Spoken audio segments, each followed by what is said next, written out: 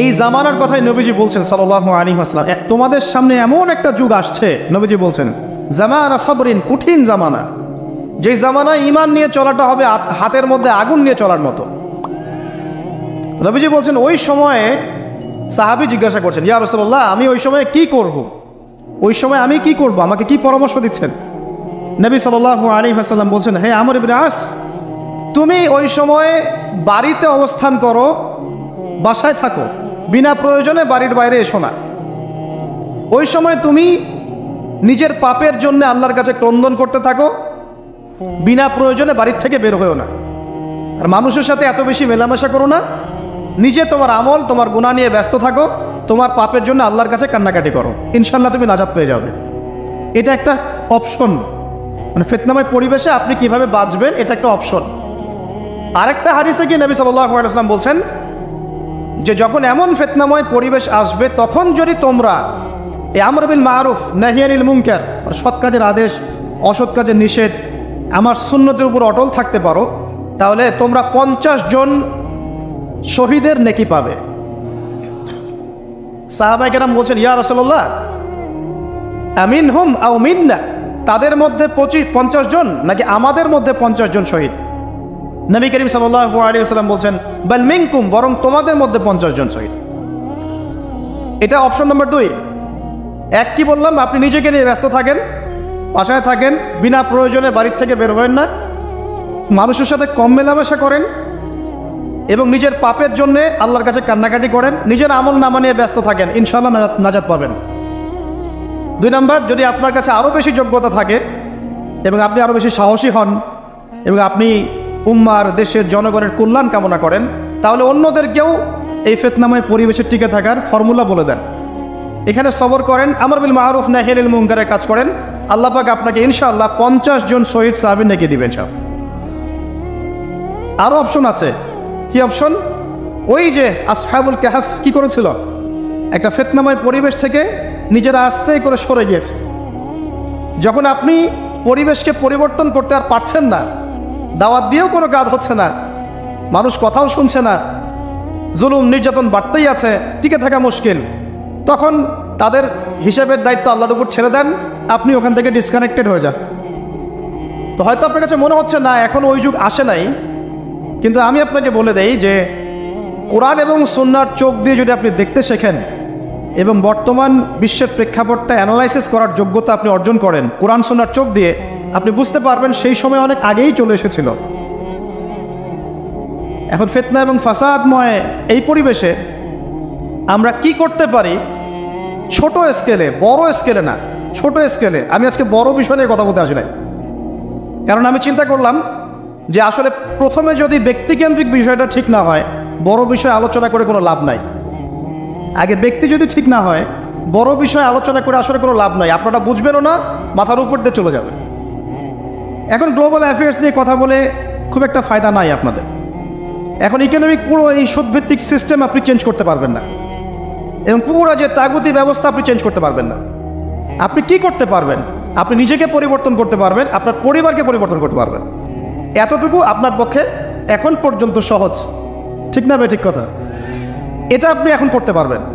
তো এটার ফর্মুলা কি? ফর্মুলা ঘাটতে গিয়ে আল্লাহ পাক আমার মাথার মধ্যে একটা হাদিস নিয়ে এসে দিলেন। কারণ আমি বিশ্বাস করি যে আপনারা বলছেন মৌলানা, আল্লামা, আমি আসলে এমন কিছু নই, এই কথাগুলো আসলে আমার সাথে যায় না। আমি নিতান্তই একজন ছোট মানুষ এবং তালেবে ইলম, জ্ঞানের পথের পথযাত্রী, আর আমি তালেবে ইলম হয়ে থাকতে চাই। আমি মুফতি নই, আমি মুহাদ্দিস, মুফাসসির বা এই যে শব্দগুলো আপনারা বলছেন, এমন কিছুই নয়। আসলে কিয়ামতের মাঠে আমি জান্নাতে যেতে পারবো কিনা আমি নিজেই জানি না। যখন কোনো মানুষ নিজেকে অনেক বড় বড় করা শুরু করবে, বুঝে নেবেন সে ইবলিসের আনুগত্য করা শুরু করেছে আর কি।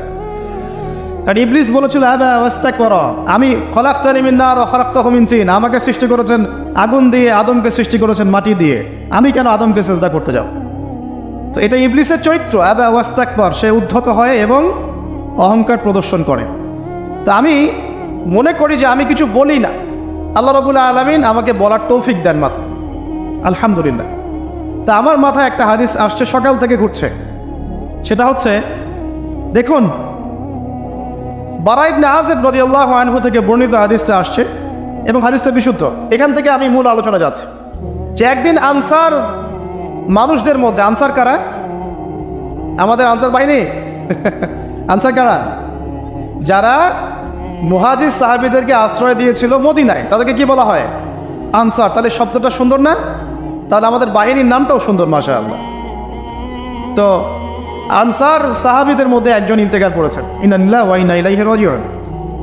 এখন তাকে দাফন করা হচ্ছে, আর নবী সাল্লাল্লাহু আলাইহি ওয়াসাল্লাম কবরের পাশে চুপ করে বসে পড়লেন।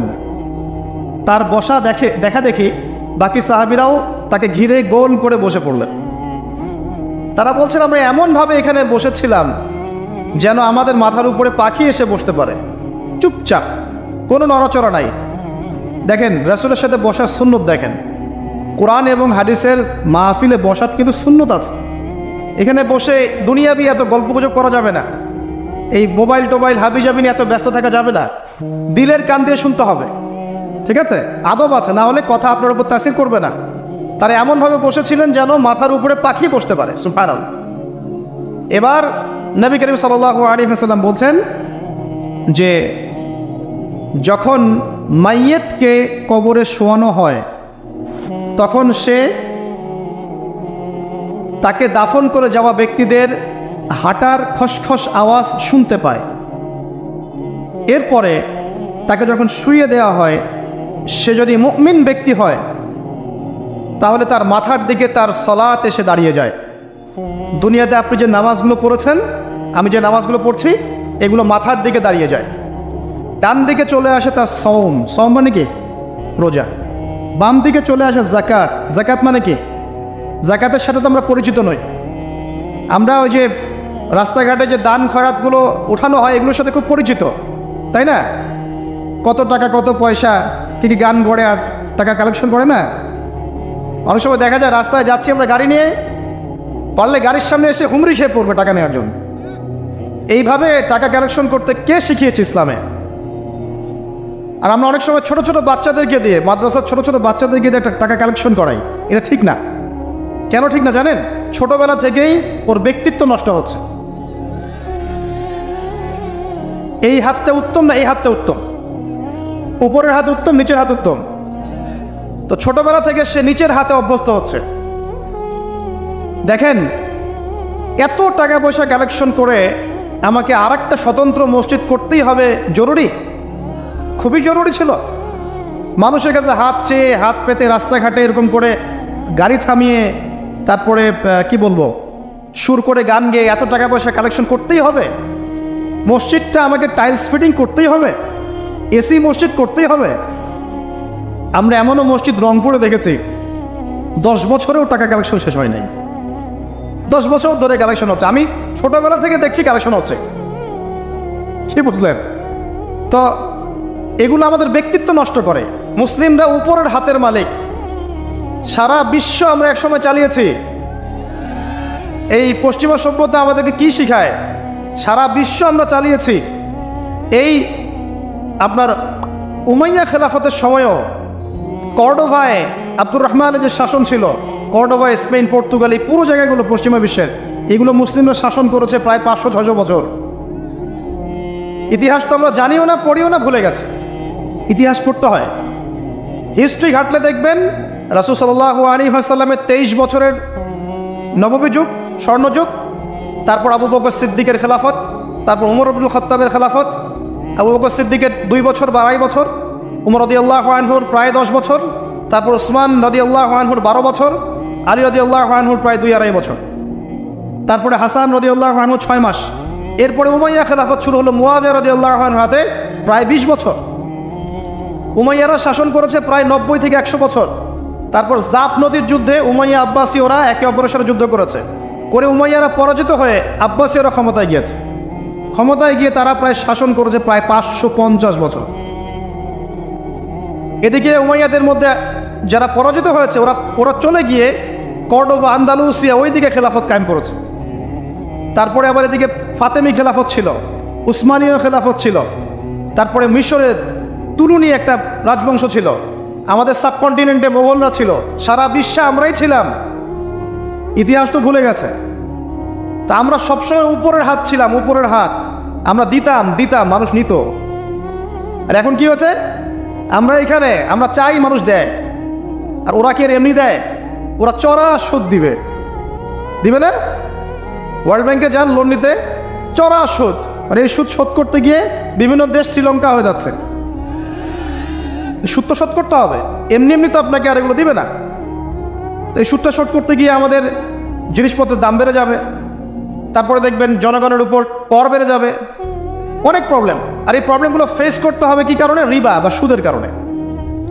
তো এই যে বলছি, দেখেন ছোটবেলা থেকেই যে আমরা নিচের হাতে অভ্যস্ত হচ্ছি, এটা ত্যাগ করতে হবে। ব্যক্তিত্বের পরিচয় দেন। এত টাকা পয়সা চেয়ে প্রতিষ্ঠান করার দরকার নাই। আমার জমি আছে 1 বিঘা, আমি প্রতিষ্ঠান করবো ইনশাআল্লাহ।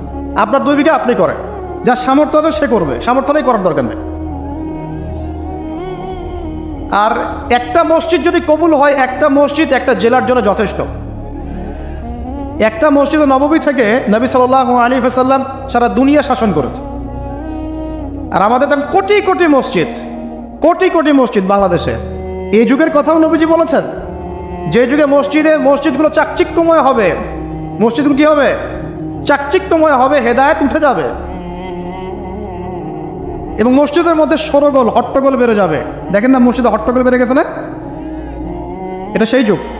তো যেটা বলছিলাম প্রিয় ভাইরা, যে নিচের হাতে অভ্যস্ত না, উপরের হাতে অভ্যস্ত হতে হবে। এই কারণে এই যে একটা হাদিসের কথা শুরু করলাম, যে আনসার সাহাবী কারা ছিল? যারা মুহাজির সাহাবীদেরকে আশ্রয় দিয়েছে। এখন এই সাহাবীদের মধ্যে একজন ইন্তেকাল করেছে, তার লাশ যখন রাখা হচ্ছে তখন নবীজি বলছেন, মাথার দিকে মাইয়েতের আসে কি? সলাত। সলাত মানে কি? নামাজ। 5 ওয়াক্ত নামাজ আজকে থেকে ছাড়বেন? ওয়াদা করেন আজকে থেকে 5 ওয়াক্ত নামাজ ছাড়বো না ইনশাআল্লাহ। একটা হাদিস খালি বলি, মান তারাকা সালাতান মুতাআম্মিদান ফাকাদ কাফারা, মান তারাকা সালাতান মুতাআম্মিদান ফাকাদ কাফারা। আবার শোনেন, ক্বালা রাসূলুল্লাহ সাল্লাল্লাহু আলাইহি ওয়াসাল্লাম, মান তারাকা সালাতান মুতাআম্মিদান ফাকাদ কাফারা। আর মুআজ বিন জাবাল রাদিয়াল্লাহু আনহু নবীজি বলেছেন, মান তারাকা সালাতান মুতাআম্মিদান ফাকাদ বারিয়াত মিন জিম্মাতিল্লাহ। যে ব্যক্তি নিজের উপর ফরজ নামাজ ছেড়ে দিল, সে কুফরি করলো, সে কুফরি করলো, সে কুফরি করলো। মুআজ বিন জাবালকে নবী সাল্লাল্লাহু আলাইহি ওয়াসাল্লাম বলছেন, যে ব্যক্তি ফরজ নামাজ ইচ্ছা করে ছেড়ে দিল, সে ব্যক্তি আল্লাহর জিম্মা থেকে মুক্ত হয়ে গেল। নামাজ ছাড়বেন প্রিয় ভাই, 5 ওয়াক্ত নামাজ জামাতের সাথে ইনশাআল্লাহ। আল্লাহ আমাকে তৌফিক দেখ, আপনাদের সবাইকে তৌফিক দান করুন, আমিন। জামাত যদি না পান, একা পড়ে নেবেন, ঠিক আছে? যদি ঘুমিয়ে থাকেন, ঘুম থেকে উঠে পড়বেন। ভুলে গেছেন, যখন মনে হবে তখন পড়বেন। ওযু করার পানি নাই, কি করবেন? তায়াম্মুম করবেন। তায়াম্মুমেরও কিছু নাই, আপনার কোনো কাপড়ই নাই, সতর ঢাকার কোনো কাপড়ই নাই, কি করবেন? বসে বসে নামাজ পড়ুন, ওই অবস্থাতেই। এটা কোনো মাফ নাই। মানে আপনার ওযু করার কোনো পানি নাই, তায়াম্মুমের কিছুই নাই, কাপড়ও নাই সতরে, তখনও নগ্ন হয়ে বসেই নামাজ পড়তে হবে, মাফ নাই। যখন শোয়ানো হবে মাথার দিকে কি থাকবে? সালাত। তাহলে আমরা যারা ফরজ সালাত এখন আদায় করছি না, আজকে তওবা করেন, বলেন আস্তাগফিরুল্লাহ আল্লাযী লা ইলাহা ইল্লা হুয়াল হাইয়ুল কাইয়্যুম ওয়া আতুবু ইলাইহি। হে আল্লাহ, আমরা তওবা করছি, সারা জীবনে যত নামাজ পড়ি নাই, এই সমস্ত নামাজ না পড়ার পাপ থেকে তোমার কাছে তওবা করছি। ঠিক আছে? এটা আস্তাগফিরুল্লাহর অর্থ নয়, আমি বাংলায় বললাম। আর যদি নামাজ কাজা করে আদায় করে দিতে পারেন, আলহামদুলিল্লাহ, খুবই ভালো হয়। যদি নাও পারেন, তাও এখন থেকে আর কোনো নামাজ বাদ দিয়েন না, আর বেশি বেশি নফল নামাজ পড়ার চেষ্টা করেন। আল্লাহ পাক তৌফিক এনায়েত করুন। আসুন, তারপরে ডান দিকে কি? সওম। সওম মানে কি? রোজা। রমজান মাসে রোজা রাখি সবাই তো, মাশাআল্লাহ, আলহামদুলিল্লাহ। রমজান মাসে সওম রাখার পাশাপাশি বেশি বেশি নফল সওম রাখার ব্যাপারে অভ্যস্ত হওয়ার চেষ্টা করতে হবে। সবচেয়ে সেরা সওমগুলো হচ্ছে মাসের 3 দিন, আইয়ামে বীজের সওম, চাঁদের 13, 14 এবং 15 তারিখ। আর সপ্তাহে 2 দিন, সেটা হলো বৃহস্পতিবার এবং কি? সোমবার। আল্লাহ পাক তৌফিক দান করুন, আমিন। এছাড়া আরাফার সওম আছে, আশুরার সওম আছে, ঠিক আছে? জিলহজ মাসের প্রথম 10 দিন রাখতে পারেন, ইত্যাদি। এবার বাম দিকে কি? যাকাত। যেটা বলছিলাম, যাকাতের সাথে আমরা খুব একটা পরিচিত নই, অথচ যাকাত একটা ফরজ ইবাদত। কেউ যদি নামাজ এবং জাকাতের মধ্যে পার্থক্য করে সে ব্যক্তি কাফের হয়ে যাবে। কেউ যদি মনে করে নামাজ আমি মানি, জাকাত আমি মানি না, তাহলে কাফের হয়ে যাবে। নিসাব পরিমাণ সম্পদ হলে প্রত্যেক মুসলিমের উপর জাকাত ফরজ, ঠিক আছে? এবং এই জাকাতই হচ্ছে আপনার ইসলামিক অর্থনীতির মূল ভিত্তি। কিভাবে জানেন? ব্যবসা এবং জাকাত এটা কি করে? এটা একটা মার্কেটের মধ্যে সম্পদ ঘুরতে থাকে। আমি বুঝাচ্ছি আপনাকে। মনে করেন আপনি ব্যবসা করছেন এবং জাকাত দিচ্ছেন। জাকাত কারা দিবে? যারা জাকাতের নিসাব পরিমাণ সম্পত্তি রাখে, মানে কিছুটা ধনী তারা। তো তারা ব্যবসা করছে, মাশাআল্লাহ। ব্যবসা যখন করে, ব্যবসায় কি থাকে? লাভ থাকে, লস থাকে, লাভ থাকে, লস থাকে। লাভও হতে পারে আপনার, লসও হতে পারে। আর সুদে কি? শুধু লাভ, লস আছে? লস নাই। পার্থক্য বোঝেন। এখন ব্যবসা যখন আপনি করবেন, এই টাকা বা মূল যে ক্যাপিটাল যেটা বলে অর্থনীতির ভাষায়, এটা মার্কেটের মধ্যে সার্কুলেট করতে থাকবে। আজকে আপনি ধনী, লাভ করেছেন, কালকে লস করবেন, এই ধন আরেকজনের হাতে চলে যাবে। সে আবার ব্যবসা করছে, সে লাভ করলে সম্পদ তার হাতে থাকলো, লস করলে আরেকজনের হাতে। মানে এই মানিটা, ক্যাপিটাল যেটা, এটা মার্কেটের মধ্যে ঘুরতে থাকে, ঘুরতে থাকে। আজকে কেউ ধনী, কালকে কেউ ধনী, আজকে কেউ ফকির, কালকে কেউ ধনী, এভাবে। এখানে আল্লাহ পাক যাকে ইচ্ছা হয় ধন দেন, যাকে ইচ্ছা হয় দরিদ্র করেন। এটা আল্লাহ পাক নিয়ন্ত্রণ করেন। আবার এর মধ্যে যারা ধনী হবে তারা আবার জাকাত দিবে। কাকে জাকাত দিবে? যে গরিব তাকে। এই কারণে অর্থনৈতিক সাম্য থাকবে এবং টাকা, ক্যাপিটাল মার্কেটে সার্কুলেট করতে থাকবে। এটা হচ্ছে ইসলামিক ইকোনমিক্স। বুঝতে পারছিলাম মনে হয়। আর রিবাই কি হবে? রিবাই কোনো লসের চান্স নাই। মানে এখানে ধনী আরও ধনী হতে থাকবে, গরিব আরও গরিব হতে থাকবে, প্লাস জাকাতও দিবে না। তখন সমাজের একটা অংশ অনেক ধনী হবে, আরেকটা অংশ একদম মাটিতে পড়ে যাবে, কোনো ব্যালেন্স হবে না। এই কারণে বিশ্বের একটা অংশ, ওই বিশ্বের একটা বড় অংশ যারা সুদখোর, যেখান থেকে সুদ এসেছে, ওইটা আস্তে আস্তে ধনী হয়ে গেছে এবং বিশ্বের বহু কান্ট্রি আস্তে আস্তে দারিদ্র সীমার নিচে চলে আসছে। এটা শুধু ব্যক্তির ক্ষেত্রেই নয়, এটা সমাজের ক্ষেত্রেই নয়, পুরো বিশ্বেটা হচ্ছে। তো এই হলো রিবা এবং ব্যবসা ভিত্তিক, জাকাত ভিত্তিক ইকোনমিক সিস্টেমের পার্থক্য, বেসিক ডিফারেন্স। রিবার মধ্যে আল্লাহ পাক তার হাত উঠিয়ে নেন, আল্লাহ পাক সেখানে আর ইন্টারফেয়ার করেন না। ঠিক আছে, সুদ খাচ্ছ, তুমি তোমার মতো চলো এখন। আর ব্যবসা ভিত্তিক ইকোনমিক্স চললে আল্লাহ পাক সেখানে কাউকে ধন দিবেন, কারো কাছ থেকে নেবেন।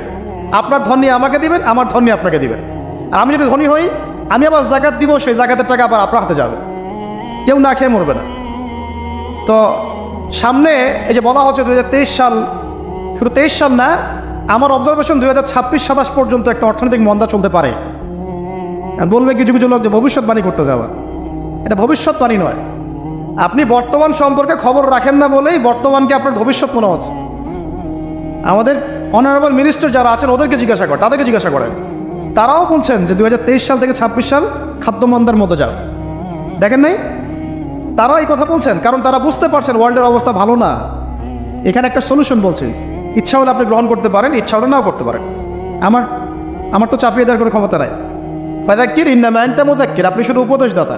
লাস্তা আলাইহিম বিমুসাইতির, আপনি কারো প্রতি দারোগা নন। কি উপদেশ? এই যে জাকাত, যেটা জাকাত, আমাদের জাকাত যেটা আসে, এটাকে একটু বড় পরিসরে কালেক্ট করার চেষ্টা করতে হবে। করে যদি আমরা সুষ্ঠু বন্টন করতে পারি গরিবদের মাঝখানে, ইনশাআল্লাহ কেউ খাদ্য অভাবে মারা যাবে না ইনশাআল্লাহ। আল্লাহ পাক আমাদেরকে বোঝার তৌফিক দান। এর পাশাপাশি তারা যেটা বলেছেন, ইকোনমিক সেকশনের লিডার যারা আছে তারা যেটা বলছেন এটা ঠিক বলছেন। তারা বলছেন কৃষিভিত্তিক অর্থনীতির কথা বলছেন, এটার সাথে আমি 100% একমত। আর আল্লাহ পাকের কোরআন, এই কোরআনের মধ্যে বেশিরভাগ যে অর্থনীতির কথা এসেছে তা হচ্ছে কৃষিভিত্তিক অর্থনীতি। এটা কি জানেন? হয়তো জানেন না। কোরআনে যত ইকোনমিক সিস্টেমের কথা আসছে তার মধ্যে সবচেয়ে বেশি এসেছে কৃষিভিত্তিক অর্থনীতির কথা, তারপর ব্যবসা এবং জাকাত। অতএব তারা ঠিকই বলেছেন, দেশের যারা ইকোনমিক সেকশনে গবেষণা করছেন তারা ঠিক কথাই বলেছেন যে কৃষিভিত্তিক অর্থনীতি হচ্ছে আমাদের অর্থনৈতিক মন্দা দূর করার অন্যতম উপায়। ঠিক বলেছেন, আমি একমত। তো জাকাত যেটা কথা বলছিলাম, বাম দিকে জাকাত আসবে, তো জাকাত আমরা দিব তো ইনশাল্লাহ ভাই। যাদের শোনেন, বাংলাদেশে এমন অনেক শিল্পপতি আছে যাদের একজনের জাকাতের টাকা দিয়ে একটা গ্রাম চলতে পারে। আর জাকাতের টাকা কিন্তু শুধু এক বছরে আসবে না, প্রতি বছরেই ঘুরে ঘুরে আসবে। মনে করেন যে আপনাদের এলাকার মধ্যে অনেক বিত্তশালী আছেন, আমি দোয়া করি মন থেকে আল্লাহ পাক বিত্তশালীদের অন্তরটাকে নরম করে দিক এবং ওসমান রাদিয়াল্লাহু আনহুর মতো দানশীল করে দিক। আমরা দোয়া করি, আমরা কারো খারাপ চাবো, সবার জন্য হেদায়েতের দোয়া করব। টাকা থাকতে তো সমস্যা নাই, কিন্তু টাকা থেকে যদি ওসমান রাদিয়াল্লাহু আনহু হতে না পারলাম তাহলে সমস্যা। টাকা থাকতে কোনো সমস্যা নাই, ধন আপনাকে আল্লাহ দিতেই পারে, এই ধনটাকে উসমান গনি রাদিয়াল্লাহু আনহুর মতো আল্লাহর পথে বিতরণ করে দেন, ইনশাআল্লাহ আল্লাহ পাক আপনাকে জান্নাতুল ফেরদৌস দান করুন। তো অনুরোধ থাকবে, দেখেন আপনারা যদি একটা এলাকার জাকাত কালেক্ট করতে পারেন, মনে করেন কথার কথা এখানে কিছু মেয়ে আছে যারা খারাপ পথে পা বাড়িয়েছে, আমার কথা বুঝতে পারছেন? আচ্ছা, এরকম পল্লী অনেক জায়গায় আছে না? 1 বছরের জাকাতের টাকা দিয়ে সমস্ত যৌনপল্লীর মেয়েদেরকে কাজ দেওয়া সম্ভব, কর্মে আনা সম্ভব। ওদেরকে কাজের ব্যবস্থা করে দেন, ওরা কখনোই এই সেক্স ওয়ার্কারের কাজ করবে না ইনশাআল্লাহ। কোনো মেয়েই এই কাজ করতে চায় না আমার মতো। কোনো মেয়েই চায় না যে ইজ্জত বিক্রি করে খাবো, কোনো মেয়ে চাবে? কখনো চাবে না। ওকে আপনি ভালো কাজের ব্যবস্থা করে দেন, এই জাকাতের টাকা দিয়ে দেখবেন ইনশাআল্লাহ সে ওই খারাপ পথ ছেড়ে দিয়েছে। অনেক দেখবেন দরিদ্র মানুষ আছে যে পড়াশোনা করার কোনো সুযোগ নাই, টাকা পয়সা নাই, পড়াশোনা করতে চায় কিন্তু টাকা পয়সা নাই, দিনের জ্ঞান অর্জন করতে চায়, দেশকে কিছু দিতে চায়, টাকা নাই, তাকে আমরা হেল্প করতে পারি না? পারি। অনেক মানুষ আছে মাদক দ্রব্য বিক্রি করছে, তাকে বুঝান, দিনের হেদায়েত দেন যে ভাই আমি তোমাকে আরও ভালো চাকরি দিব, ভালো ব্যবসা দিব, তুমি ছাড়বা কিনা? বলবো আমি ছেড়ে দেবো ইনশাআল্লাহ। বুঝালে ছেড়ে দেবে ইনশাআল্লাহ। এই যে মেগা প্রজেক্ট যেটা কথা বলি আমরা, আত্মোন্নয়নমূলক বলেন, যুব উন্নয়নমূলক বলেন, বা কান্ট্রি ডেভেলপমেন্টের কথা বলেন, এখানে জাকাত একটা বড় শক্তি হতে পারে। তবে এটাকে সুষ্ঠুভাবে কালেক্ট করতে হবে এবং জাকাতের যে 8টা খাত আছে এই খাতগুলোতে সুষ্ঠুভাবে বন্টন করতে হবে। অমুসলিমদেরকেও জাকাত দেওয়া যায়, জানেন? অমুসলিম যদি কেউ থাকে, দরিদ্র, তাকেও জাকাত দিয়ে সহযোগিতা করা যায়। আমরা সহযোগিতা করি না বলেই তো যে পশ্চিম থেকে লোকজন এসে সহযোগিতা করে খ্রিস্টান বানাচ্ছে এখন সবাইকে। আরও বাড়বে দিন দিন, দেখেন। আমরা তো সহযোগিতা করছি না। আপনার পাশে আপনার প্রতিবেশী না খেয়ে মারা যাচ্ছে, আপনি যাচ্ছেন না।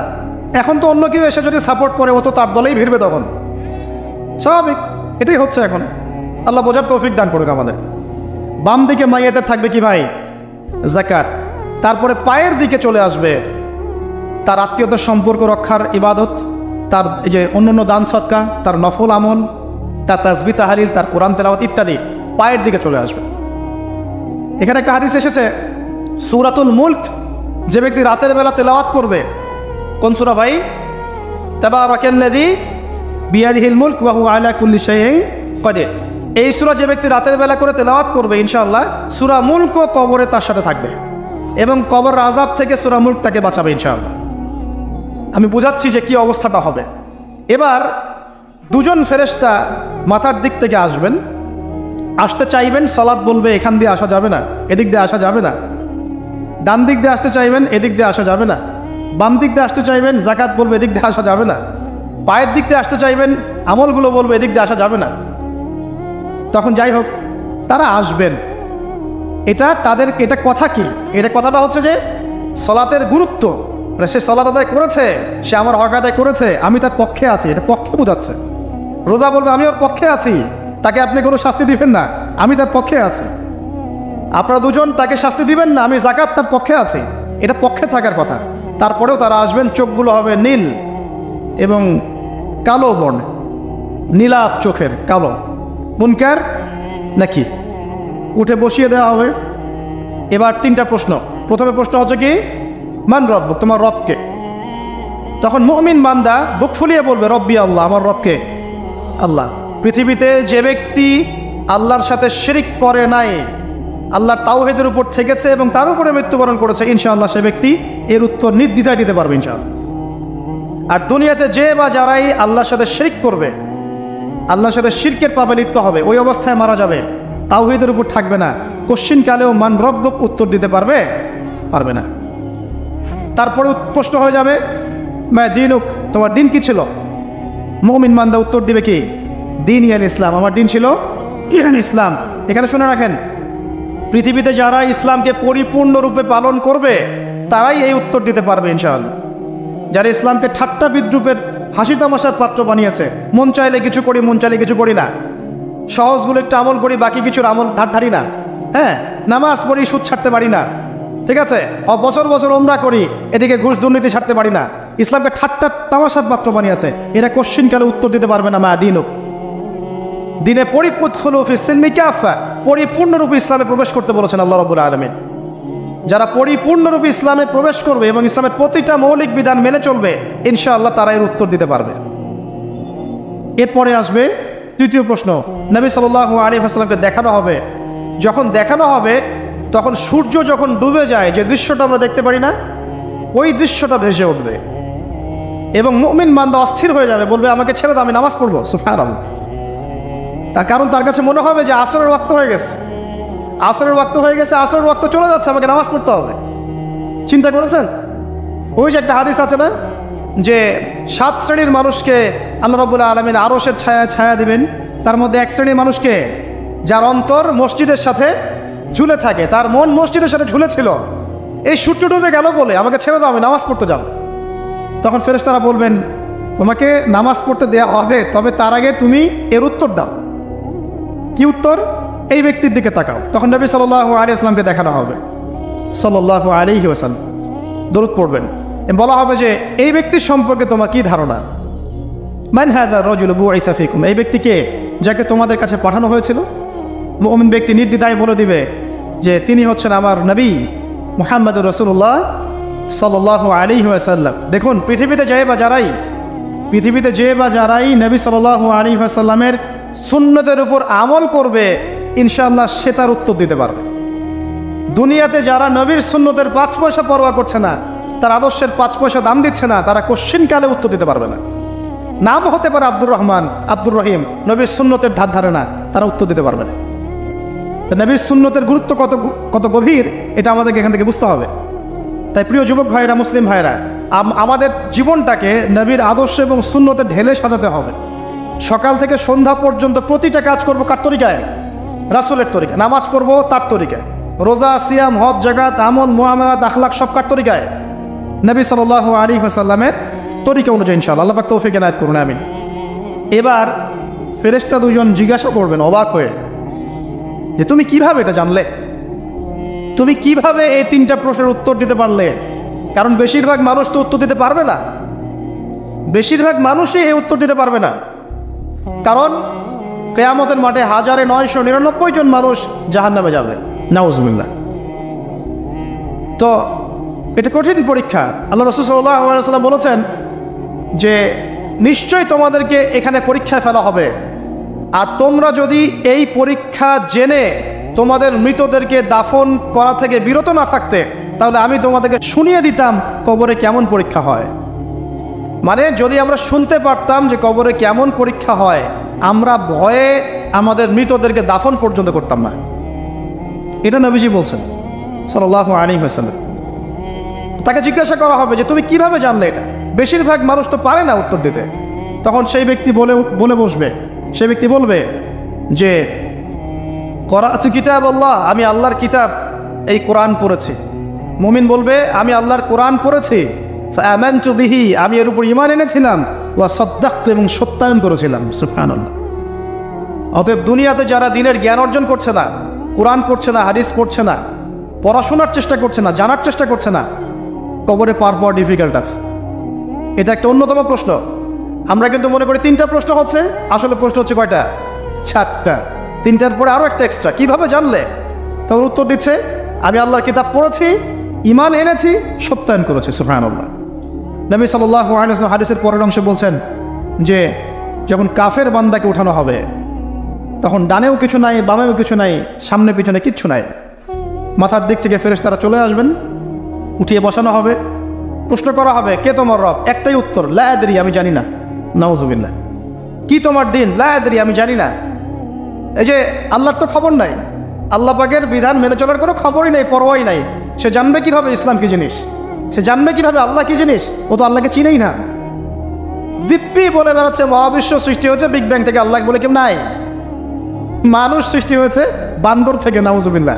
ও যে ডারউইনের মতবাদ, মানুষ তো আল্লাহকে চিনছে না। এখনো মানুষ মনে করছে যে আল্লাহ বলতে কেউ নাই। এবং এই মুক্ত চিন্তার নামে, বাক স্বাধীনতার নামে নাস্তিকতার যে চর্চাটা বেড়েছে বাংলায়, এটা আশঙ্কাজনক। বড় বড় বিশ্ববিদ্যালয় থেকে পড়ে আসছে, অনেক সময় দেখলাম বড় বিশ্ববিদ্যালয়ের প্রফেসর, সে বলছে যে মহাবিশ্ব বিগ ব্যাং দিয়ে সৃষ্টি হয়েছে, সৃষ্টিকর্তা নাই এখানে কোনো। তো মুসলিম বিজ্ঞানীর একটা কথা বলতেন যে মানুষ বিজ্ঞান সম্পর্কে অল্প জানলে নাস্তিক হয়ে যায়, আর অনেক গভীর জ্ঞান অর্জন করলে আল্লাহর কাছে আত্মসমর্পণ করে। খেয়াল করে দেখবেন ডক্টর, ইঞ্জিনিয়ার যারা বড় বড় লেভেলে চলে গেছেন, অনেক সিনিয়র, তারা কিন্তু বেশিরভাগ নামাজি দেখবেন, নামাজ পড়ে, দান সৎকা করে, সমাজ কল্যাণমূলক কাজ করে, তারা কিন্তু রোগীর সেবা করতে গেলেও বলে যে নামাজ পড়িয়েন, রোজা রাখিয়েন, তারা কিন্তু বলে। অনেক ডক্টর আমি দেখেছি এমন, যারা যত বেশি গবেষণা করে তারা তত বেশি আস্তিক হয়ে যায়, আর টুটাফাটা গবেষণা করলে নাস্তিক হয়ে যাবে।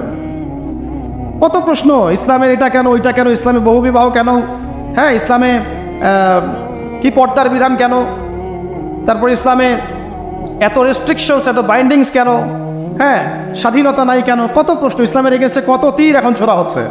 তো এই ব্যক্তি কেমন করে উত্তর দিবে যে মাহাদি লোক তোমার দিন কি?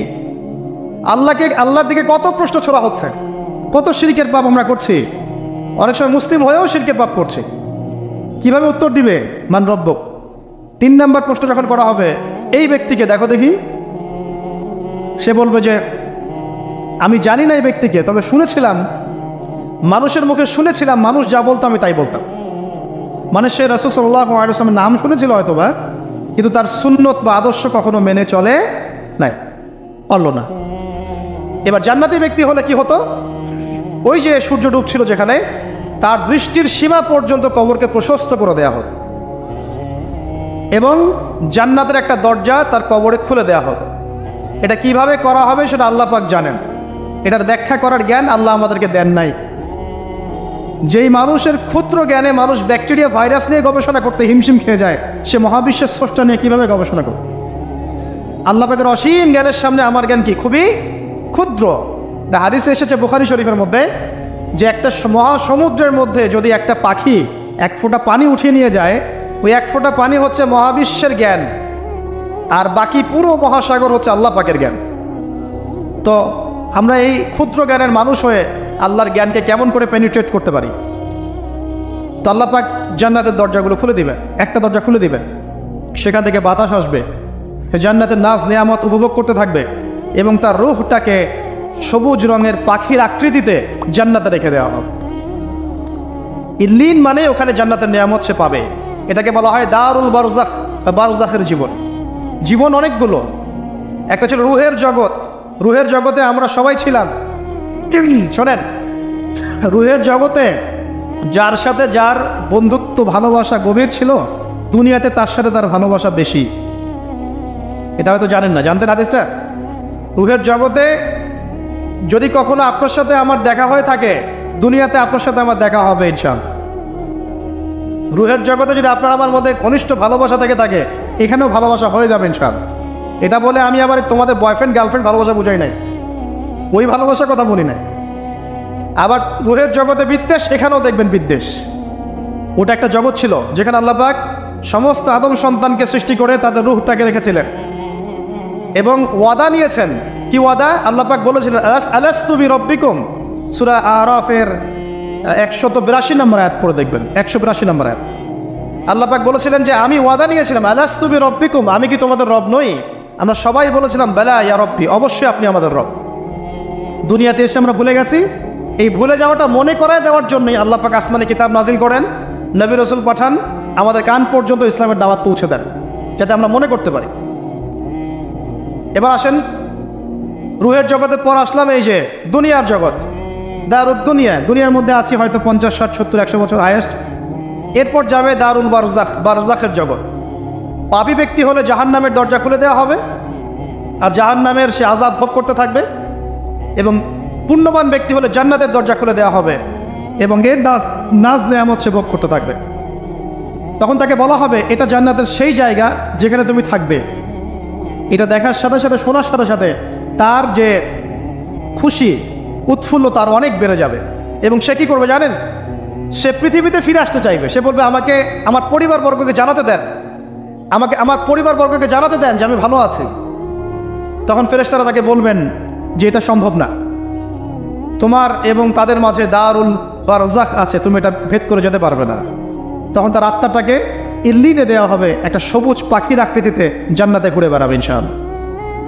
আর যদি জাহান্নামী হয় তাহলে যে বললাম দরজা খুলে যাবে, জাহান্নামের মর্মান্তিক আযাব তার দিকে আসতে থাকবে, কবর সংকুচিত হয়ে আসবে এমনভাবে যাতে তার বাম পাজর ডান পাজরের ভিতরে এভাবে ঢুকে যাবে, নাউযুবিল্লাহ। এবং এই আযাব চলতে থাকবে ইলা ইয়াউমি ইউবআসুন, পুনরুত্থানের দিন পর্যন্ত। এখন এই যে হাদিসটা আপনারা শুনলেন, এই হাদিসটা ব্যক্তিকেন্দ্রিক নয় কি?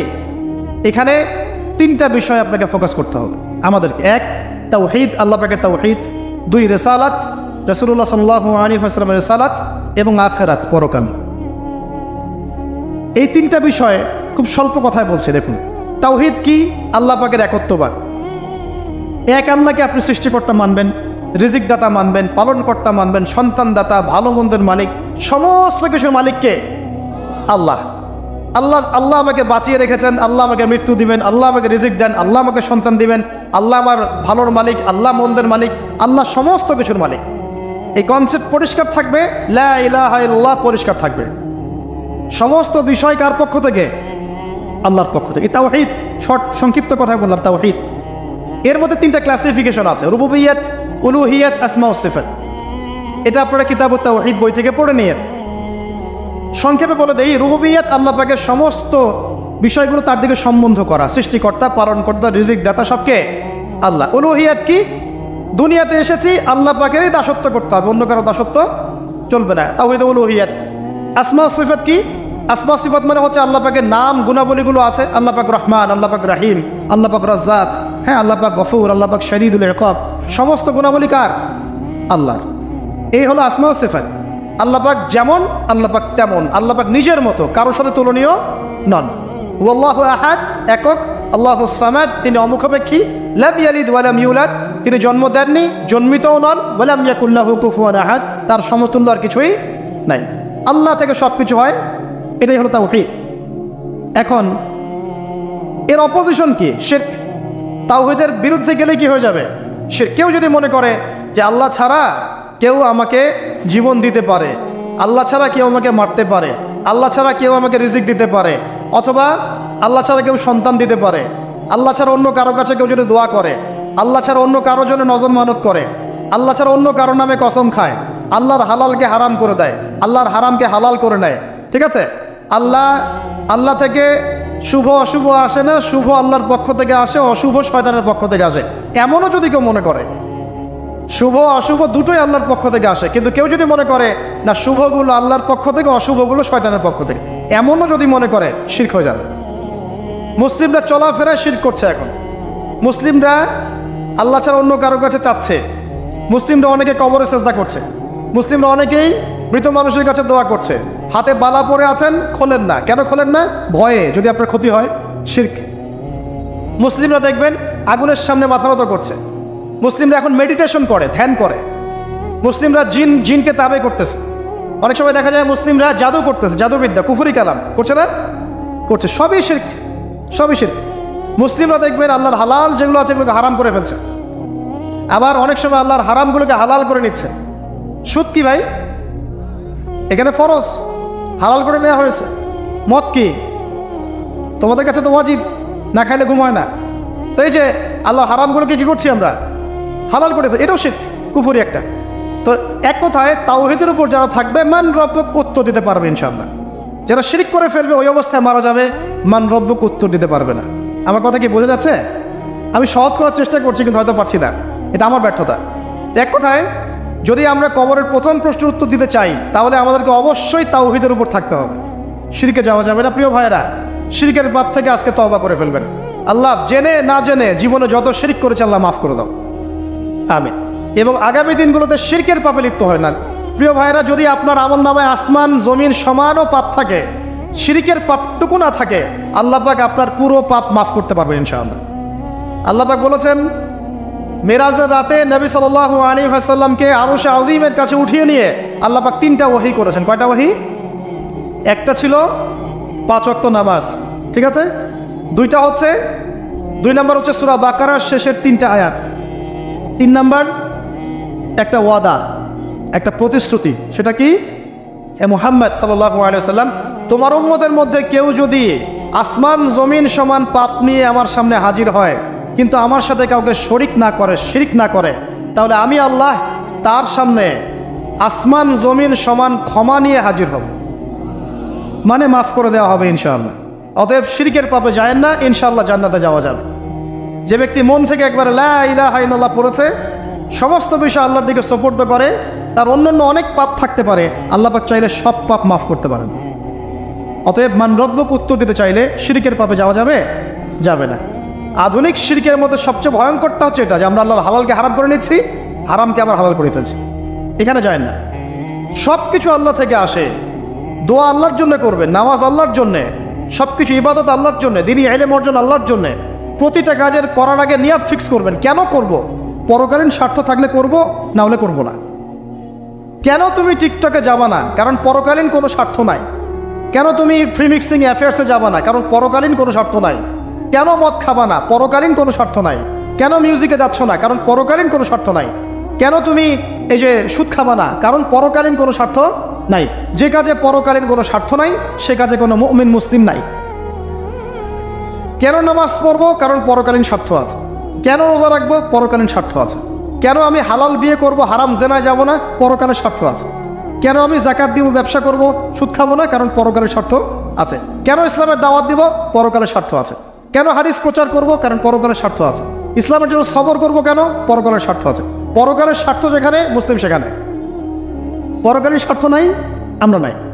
প্রত্যেকটা কাজ করার আগে নিয়াতটা ফিক্স করতে হবে, পরকালের কোনো স্বার্থ আছে? যদি বলে হ্যাঁ আছে, তাহলে করবেন। স্বার্থ নাই, আমি নাই।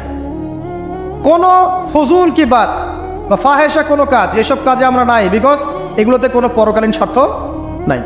ব্যাস, আমাদের জীবনের প্রতিটা মোমেন্ট, প্রতিটা সেকেন্ড আল্লাহর দেয়া দান। আমি নিজের ইচ্ছা মতো এটাকে অপব্যয় করতে পারি না।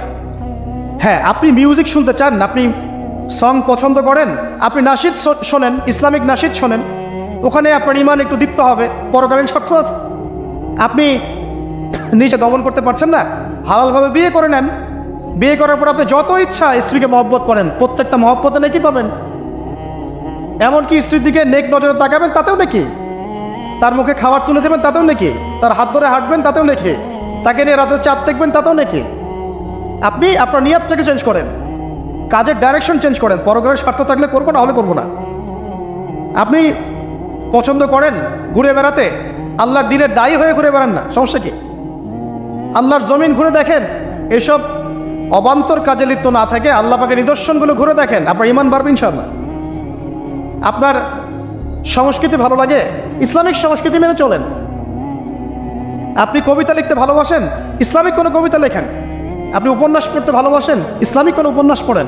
আমি বলছি না এগুলোর বাইরে কোনো পড়াশোনা করা যাবে না, এমনটা আমি কিন্তু বলছি না। আমি বলছি আপনি আপনার পুরো কাজটাকে আগে ফিক্স করবেন, পরকালের কোনো স্বার্থ আছে কি নাই। যদি হ্যাঁ দেখা যায় হ্যাঁ পরকালের স্বার্থ ঠিক আছে, অবশ্যই করেন, কোনো সমস্যা নেই। আল্লাহ পাক বোঝার তৌফিক দান করুন। তো দেখুন প্রিয় ভাইরা, শিরকের পাপে যাওয়া যাবে না। এই শিরকের পাপ না থাকলে আমল নামায় ইনশাআল্লাহ আমরা জান্নাতে যাব এবং কবরের উত্তর দিতে পারবো ইনশাআল্লাহ। মান রব্বুক, উত্তর পাস ইনশাআল্লাহ। তারপরে কি? মাদিনুক। এক কথায় ইসলামের অনেক বিধিবিধান আছে, নামাজ, কালিমা, সওম, যাকাত, হজ সব আছে। আমর বিল মারুফ, নাহি আনিল মুনকার, পিতামাতার খেদমত, প্রতিবেশীর অধিকার, স্ত্রীর অধিকার, তারপরে সন্তানদের অধিকার, যাকাত, সব কিছু আছে। এখন যদি ইসলামের কিছু অংশকে মেনে নেন, কিছু অংশকে না মানেন, এটা কিন্তু কুফরি। ইসলামের কিছু অংশকে মানছেন, কিছু অংশকে মানছেন না, এটা কিন্তু কুফরি। ইসলামের পরিপূর্ণ বিধানটাকে যদি মেনে চলেন, ইনশাআল্লাহ আযজা ওয়া জাল আপনি মাদিনুক উত্তর দিতে পারবেন। আপনি আমল করতে পারেন না পারেন, মনে করেন আপনি আমল করতে পারছেন না, কিন্তু আপনি আকীদা পোষণ করছেন যে হ্যাঁ ইসলামে যা আছে আমি সব কিছু মেনে চলি, কিন্তু হয়তো আমল করতে গিয়ে আমি পারছি না। আমি হয়তো নামাজ 5 ওয়াক্ত পড়তে হয়, আমি জানি, আমি মানি, কিন্তু আমার মাঝে মাঝে মিস হচ্ছে, মাঝে মাঝে আমি জামাত মিস করে ফেলছি। আপনি মানেন যে সওম রাখতে হয়, মাঝে মাঝে আপনার সওম মিস হয়ে যাচ্ছে, কিন্তু আপনি বিশ্বাস করেন যে হ্যাঁ আপনি সওম রাখতে হয়, আপনার আকীদা ঠিক আছে। আপনি যাকাত দেন নাই এতদিন, কিন্তু আকীদা রাখেন হ্যাঁ দিতে হয়, আমি সুযোগ পেলে দিয়ে দিব। এই যে কনসেপ্টটা ক্লিয়ার রাখা যায় না, ইসলামের বিধানগুলো প্রতিটা আমি মানি মন থেকে, হয়তো আমল করতে গিয়ে আমি পেরে উঠতেছি না বা হয়ে উঠছে না। ইনশাল্লাহ একদিন না একদিন আল্লাহ পাক আপনাকে তৌফিক দিবে ইনশাআল্লাহ, আল্লাহ পাক তৌফিক দান করুক। আমি কিন্তু কনসেপ্ট যদি ক্লিয়ার না থাকে যে আমি কিছু অংশ মানি, কিছু অংশ মানি না, এটা ইসলাম হলো না। উদখুলু ফিস-সিলমি কাফা, পরিপূর্ণরূপে ইসলামে প্রবেশ করেন। দিনই পর অনেকে আছে পর্দা হয়তো করতে পারছে না, কিন্তু মনে করে, বিশ্বাস করে যে পর্দা করতে হয়, এটা ফরজ। ইনশাল্লাহ আল্লাহ চাইলে ওকে একদিন তৌফিক দিবে ইনশাল্লাহ। হয়তো এখন মুখ খোলা আছে, হয়তো বা আগে গেঞ্জি টি শার্ট পরে ঘুরতো, এখন সেলোয়ার কামিজ পরছে, ঢিলে ঢালা জামা পরছে, এখনো বোরখা পরছে না। ওকে তুচ্ছ তাচ্ছিল্য করার দরকার নাই আপাতত, ওকে আরো বুঝান, আরো নরম হন, আরো বুঝিয়ে সুঝিয়ে ইসলামের দিকে আনার চেষ্টা করেন। এত দূরে এসেছে, ওই পর্যন্ত যাবে ইনশাআল্লাহ। কারণ ও বিশ্বাস করে হ্যাঁ পর্দা করতে হয়, আমি মানি পর্দা করতে হয়, কিন্তু আমি এখন করতে পারছি না, ইনশাল্লাহ করবো, আল্লাহ পাক চাইলে তৌফিক দেবেন ইনশাল্লাহ। তো এই যে বিষয়টা, যে ইসলামকে মনে আগে ধারণ করা, যে না আমি মানি ইসলামের প্রত্যেকটা বিধান ঠিক আছে। চুরি করলে চোরের হাত কাটতে হয়, ইসলাম বলেছে। ডাকাতি করলে শাস্তি আছে। জেনা যদি কেউ করে 100 বেত্রাঘাত, মদ খাইলে 40টা বেত্রাঘাত, ব্যভিচার যদি করে কেউ, এই পরকিয়া করে বিবাহিত ব্যক্তি, রজম। এগুলো কেসাস, একজন একজনকে হত্যা করলে তাকেও কেসাস করতে হয়। এই বিধানগুলো আছে। এখন আপনি বলতে পারেন আমি এই ওয়ার্ল্ডের প্রেক্ষাপটে এটাকে বাস্তবায়ন করতে পারছি না, কিন্তু আমি বিশ্বাস করি ইসলামের বিধানগুলো আছে, এটা আল্লাহর বিধান, ইনশাল্লাহ আপনি মাফ পেয়ে যাবেন। ইনশাল্লাহ আল্লাহ চাইলে আপনি মাফও পেয়ে যাবেন। কিন্তু যদি মনে করেন না এই যুগের এগুলো চলেই না, আমি আল্লাহ পাকের এইসব বিধান কিচ্ছু মানি না, আমি যে বিধান বুঝি এটাই চূড়ান্ত, তাহলে খবর আছে, তাহলে মা দিনও উত্তর দিতে পারবেন। তো বুঝেন, বিষয়টা বোঝেন, আকীদাটা ক্লিয়ার করেন যে না আমি পারতেছি না, এটা একটা বিষয়, কিন্তু আমি বিশ্বাস করি ইসলামের এগুলো অংশ, হয়তো আমি এখন পারছি না, ইনশাল্লাহ ভবিষ্যতে পারবো। আল্লাহ চাইলে আপনাকে তৌফিক দেবে ইনশাআল্লাহ। আমরা দোয়া করি আল্লাহ পাক আমাদেরকে পরিপূর্ণরূপে ইসলামে প্রবেশ করার তৌফিক দান। আর সর্বশেষ কি, এটা যদি করতে পারে মা দিনকে উত্তর দিতে পারবে। নবীকে উত্তর কখন দিতে পারবে? যখন একজন ব্যক্তি সারা জীবন নবী সাল্লাল্লাহু আলাইহি ওয়াসাল্লামের সুন্নতের উপর আমল করতে পারে। এই যে ঘুম থেকে উঠলেন, ব্যাস ব্রাশটা নিয়ে দৌড়ে চলে গেলেন বাথরুমে, কি জন্য? ঘুম থেকে উঠলেন, আগে চোখটা একটু ঘষতে হবে, মুখে হাত দিতে হবে, তারপরে আপনি দোয়া পড়বেন। কি দোয়া পড়বেন? আলহামদুলিল্লাহিল্লাযী আহইয়ানা বা'দা মা আমাতানা ওয়া ইলাইহিন নুশুর। তারপরে আপনি যাবেন বাথরুমে। দোয়াটা না পড়ে কেন গেলেন? ঘুমাচ্ছেন, ঘুমানোর আগে আপনি অবশ্যই বলবেন। ঘুমানোর আগে একদম একটা গান শুনে, একটা গার্লফ্রেন্ডের সাথে 10টা মিনিট কথা বলে হ্যাঁ জান রাখি, ব্যাস, তারপরে ঘুমিয়ে গেলেন। ঘুমটা আপনার জন্য ইবাদত হলো না? হারামে লিপ্ত হতেন না? আল্লাহুম্মা বিইসমিকা আমুতু ওয়া আহইয়া পড়তেন, সূরা মুলক পড়তেন, সূরা কাফিরুন পড়তেন, সূরা ফালাক নাস ইখলাস পড়তেন, ঘুমিয়ে যেতেন। পুরো ঘুমটাই ইবাদত, পুরো ঘুমটাই নাকি ঘুমিয়ে আছেন নাকি পাচ্ছেন?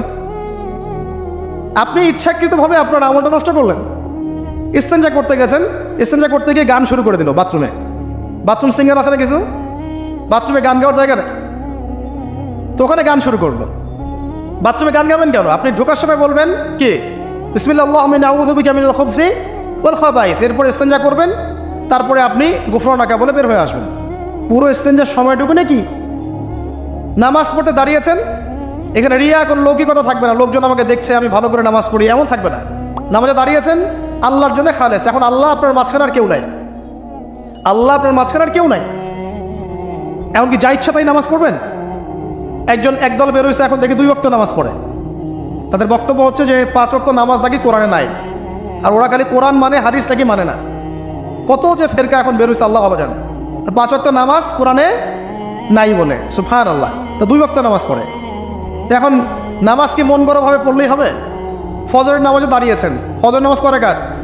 2 রাকাত। এখন আমি যদি বলি নামাজ তো ভালো কাজ, 2-এর জায়গায় 4 পড়লে কি সমস্যা ফজরে? যদি এমনটা বলি হবে? কেন হবে না? কারণ নবী সাল্লাল্লাহু আলাইহি ওয়াসাল্লাম 2 পড়েছেন, আমাকে 2 পড়তে হবে, সিম্পল। 4 পড়লে আপনার নামাজ বাতিল। ফজরের নামাজ 4 রাকাত পড়লে নামাজ কি বাতিল হবে না? মাগরিবের নামাজে দাঁড়িয়েছেন 3 রাকাত নামাজ, তখন আপনি মনে চিন্তা করছেন না 3-এর জায়গায় আমি 4 পড়বো, 5 পড়বো। নামাজ তো ভালো জিনিস, বেশি করলে কি সমস্যা? সবকিছু বেশি করতে হয় না। রাসূলুল্লাহ সাল্লাল্লাহু আলাইহি ওয়াসাল্লাম যা দিয়েছেন তাই করতে হয়, এর নাম সুন্নত। বাইরে গেলে হবে কি বেদাত। প্রত্যেকটা কাজ খেয়াল করতে হবে। তো প্রত্যেকটা আমল এভাবে, নামাজ, এই যে রোজা রাখবেন, রমজান মাসে রোজা রাখলে এটা ফরজ। আর আপনি চিন্তা করেন রোজা তো ভালো জিনিস, আমি রমজানেও রাখবো, শাবান পুরো 2 মাসে রাখবো, হবে? দেখেন নফল বিষয়টা আলাদা, আমি ফরজের কথা বলছি। কেউ যদি মনে করে ফরজ রোজা আমি 2 মাসে রাখবো, রমজানও রাখবো, শাবানেও রাখবো, রোজা ভালো জিনিস করলে কি সমস্যা হবে? হবে না। এভাবেই হজ করতে হয় ওইখানে আরাফার মাঠে। আপনি মনে করেন কুড়িগ্রামে হজের একটা জায়গা বানাইলাম আমরা, মনে করেন কথার কথা, এমনও কিন্তু জায়গা আছে মানুষ অন্য জায়গায় হজ করে। কিন্তু আপনি ভাবছেন এমনি বলছি, এমন অনেক ফেরকা আছে মুসলিমদের মধ্যে, মুসলিম নামধারী, এগুলো মুসলিম না, হজেরও জায়গা বানাইছে আলাদা, ওখানে হজ করে, ওখানে তাওয়াফ করে। এখন হজ যেখানে করতে হবে ওখানে না করে যদি এখানে করি হবে? হবে না। যাকাত দেওয়ার একটা লিমিট আছে, এইটুক দিতে হবে। আপনি এখন কম দিলেন হবে, আবার দিলেন না আমি একদম বেশি দিয়ে ফাটায় ফেলাবো একেবারে, সেখানে হবে? তো এই জিনিসগুলো খেয়াল রাখতে হবে যে আমাদের এক কথায় নবী সাল্লাল্লাহু আলাইহি ওয়াসাল্লামের সুন্নাহটা মেনে চল। আমলের ক্ষেত্রেও একইভাবে, আপনার অর্থনৈতিক জীবনেও নামাজ রোজা হজ জায়গাতে আপনার পারফেক্ট। এবার আপনি এসেছেন অর্থনীতির ক্ষেত্রে, এসে মাশাআল্লাহ দাড়ি টুপি জুব্বা নিয়ে মাপে কম দিচ্ছেন, চলবে? দাড়ি টুপি জুব্বা আছে, মানুষকে ঠকাচ্ছেন, মজুত করছেন, সিন্ডিকেট করছেন, অনেক সময় সরকারকে বিব্রত করে ফেলছেন, মাল মজুত করছেন, দাম বেড়ে যাচ্ছে, বিব্রত হচ্ছে সরকার। হবে? দাড়ি টুপি পাগড়ি জুব্বা পরে, ভিতরটা আগে। ইমান ভিতরে না থাকলে দাড়ি টুপিতে লাভ আছে? তাকওয়া ভিতরে না থাকলে আমার দাড়ি টুপিতে লাভ আছে? মুহসিন হতে হবে। সো ইকোনমিক সেকশনে গিয়েও নবীর আদর্শ ভুলে যাওয়া যাবে না, সেখানেও তার আদর্শ মেনে চলতে হবে। এভাবেই সমাজ জীবন পরিবার সর্বক্ষেত্রেই নবীর সুন্নাহ মেনে চললে পরে ওই ব্যক্তিকে উত্তর দেওয়া যাবে ইনশাআল্লাহ, তিনি আমাদের নবী মুহাম্মদ রাসূলুল্লাহ সাল্লাল্লাহু আলাইহি ওয়াসাল্লাম। সর্বশেষ গিয়ে বলা হবে কিভাবে জানলে? তখন উত্তর কি দিবে মুমিন? আমি আল্লাহর কিতাব পড়েছি, ঈমান এনেছি, এরপরে আমি সত্যায়ন করেছি। তার মানে পড়াশোনা করতে হবে না ভাই, আল্লাহর কিতাব পড়তে হবে না? কারা কারা আল্লাহর কিতাব পড়তে জানেন হাত তোলেন। আলহামদুলিল্লাহ। আগামী রমাজান আসার আগেই পুরো কোরআন এক খতম করবেন, পারা যাবে ইনশাআল্লাহ? এবং প্রত্যেক দিন আমাকে ওয়াদা করেন, প্রত্যেক দিন এক পারা করে কোরআন তেলাওয়াত করব, পারবেন ইনশাআল্লাহ? না বলেন পারবো ইনশাআল্লাহ? পারবো ইনশাআল্লাহ। আল্লাহ পাক তৌফিক দান করুন, আমিন। কোরআন পড়তে হবে, শুধু কি জাস্ট তোতা পাখির মতো পড়েই যাবেন সারা জীবন? অর্থটা একটু বোঝার চেষ্টা করবেন না ভাই? করা উচিত না? করা উচিত। যদি আপনার সামর্থ্য থাকে আপনার অবশ্যই করা উচিত। সামর্থ্য নাই, বয়স হয়ে গেছে, পারেন না, সেটা আলাদা বিষয়। সামর্থ্য আছে আপনার অবশ্যই উচিত। আলহামদুলিল্লাহি রাব্বিল আলামিন মানে কি? আর রহমানির রহিম মানে কি? মালিকি ইয়াউমিদ্দিন বলছি, এটা মানে কি? ইয়্যাকা না'বুদু বলছি, ওয়া ইয়্যাকা নাস্তাঈন, এর অর্থ কি? ইহদিনাস সিরাতাল মুস্তাকিম মানে কি? সিরাতাল্লাযীনা আন'আমতা আলাইহিম গায়রিল মাগদুবি আলাইহিম ওয়ালাদ-দালিন, কি অর্থ, কি বললাম? নামাজে এটার অর্থ জানলে মনোযোগ কি ডানে বামে যাবে? যাবে না ইনশাআল্লাহ। এই যে আল্লাহ পাক বলছেন, ইয়া আইয়ুহাল্লাযীনা আমানুত্তাকুল্লাহ, হে মুমিনগণ আল্লাহকে ভয় করো, হাক্কা তুকাতিহি ওয়া লা তামুতুন্না ইল্লা ওয়া আনতুম মুসলিমুন, তোমরা এমনভাবে আল্লাহকে ভয় করো, ভয় করার মতো ভয় করো, এবং পরিপূর্ণ মুসলিম না হয়ে মৃত্যুবরণ করো না। এর অর্থটা জানলে ভালো লাগলো না? বুঝতে পারলাম না কোরআনটা? আল্লাহ বলছেন ওয়াদারু মা বাকিয়া মিনার রিবা, সুদের অবশিষ্ট অংশ ছেড়ে দাও। ওয়া ইন লাম তাফআলু ফাআযানু বিহারবিন মিনাল্লাহি ওয়া রাসূলিহি, যদি না করো আল্লাহ এবং রাসূলের সাথে যুদ্ধের ঘোষণা শুনে রাখো। অর্থ জানলে হেদায়েত পাওয়া যায় না? অতএব অর্থটা জানার চেষ্টা করেন। আল্লাহ পাক তৌফিক এনায়েত করুন। আর অর্থ বোঝার ক্ষেত্রে যদি কোনো প্রতিবন্ধকতা পান সামনে, আলেম ওলামার কাছে যাবেন, জিজ্ঞাসা করে অর্থ জেনে নেবেন। নিজে নিজে আবার মন করে ব্যাখ্যা করতে যায় না। কোরআন বুঝতে গেলে হাদিস লাগবে, হাদিসগুলো পড়তে হবে। হাদিসের কিছু বই কিনবেন, রিয়াদুস সালেহিন, ফয়জুল কালাম, এই যে আপনারা পড়েন, মুনতাকাব হাদিস পড়েন, ঠিক আছে, বুলুগুল মারাম মিন আদিল্লাতিল আহকাম, মিশকাতুল মাসাবি, এই বইগুলো বাসায় রাখবেন। এরপরে আস্তে আস্তে কিনবেন আবু দাউদ, তিরমিজি, নাসাই, এগুলো কিনবেন। পরে গিয়ে বুখারী মুসলিমের অনুবাদ কিনবেন, আগে কিনবেন না।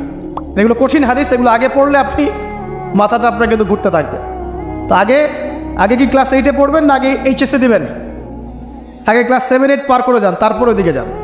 আল্লাহ বোঝার তৌফিক দান করুন। প্রিয় ভাইরা, ইলম অর্জন করতে হবে। ইলম অর্জন করলে পরে আপনি তালেবে ইলমের পায়ের নিচে আল্লাহর ফেরেশতারা পাখা বিছিয়ে দিবে ইনশাআল্লাহ তাআলা। ইলম অর্জন করে আপনি যখন আলেম হবেন বা দ্বীনের জ্ঞান অর্জন করবেন, তখন আপনি দাওয়াতের কাজও করতে পারবেন। আপনার দাওয়াতে যত মানুষ ইসলামের দিকে আসবে সমস্ত নেকি আপনি পাবেন ইনশাআল্লাহ।